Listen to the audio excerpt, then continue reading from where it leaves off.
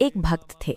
उन्होंने भगवान का नाम जपते हुए जीवन बिता दिया, पर भगवान से कभी कुछ नहीं मांगा।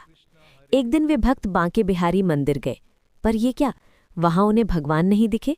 वे आसपास के अन्य भक्तों से पूछने लगे कि आज भगवान कहाँ चले गए।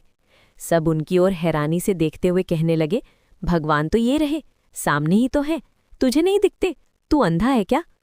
उन भक्त ने सोचा कि सबको दिख रहे हैं, मुझे क्यों नहीं दिख रहे? मुझे ये सब दिख रहे हैं, भगवान ही क्यों नहीं दिख रहे? ऐसा विचार कर उनका अंतःकरण ग्लानि से भर गया। वे सोचने लगे, लगता है कि मेरे सिर पर पाप बहुत चढ़ गया है, इसीलिए मुझे भगवान नहीं दिखते। मैं इस शरीर का अंत कर दूंगा। आखिर ऐसे शरीर का क्या लाभ जिसे भगवान ही न दिखते हों? ऐसा सोचकर वे यमुना में डूबने चले।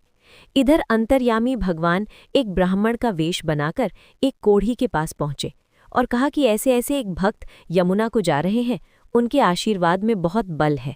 यदि वे तुझे आशीर्वाद दे दें तो तेरा कोढ़ तुरंत ठीक हो जाए। ये सुनकर कोढ़ी यमुना की ओर दौड़ा।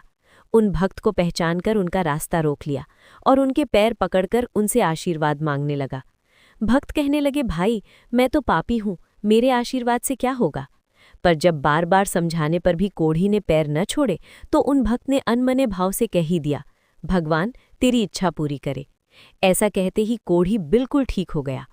पर वे भक्त हैरान हो गए कि ये चमत्कार कैसे हो गया। वे अभी वहीं स्तब्ध खड़े ही थे कि साक्षात भगवान सामने आ खड़े हुए। उन भक्त ने भगवान को देखा तो अपने को संभाल न सके और रोते हुए भगवान के चरणों में गिर गए। भगवान ने उठाया। वे भगवान से पूछने लगे, भगवान ये आपकी कैसी लीला है? पहले तो आप मंदिर में भी दिखाई न दिए और अब अनायास आपका दर्शन ही प्राप्त हो रहा है। भगवान ने कहा, भक्तराज आपने जीवन भर जप किया पर कभी कुछ मांगा नहीं। आपका मुझ पर बहुत ऋण चढ़ गया था, मैं आपका ऋणी हो गया था, इसीलिए पहले मुझे आपके सामने आने में संकोच हो रहा था। आज आपने उस कोढ़ी को आशीर्वाद देकर अपने पुण्य पुंज में से कुछ मांग लिया, जिससे अब मैं कुछ ऋण मुक्त हो सका हूँ। इसीलिए मैं आपके सामने प्रकट होने की हिम्मत कर पाया हूँ।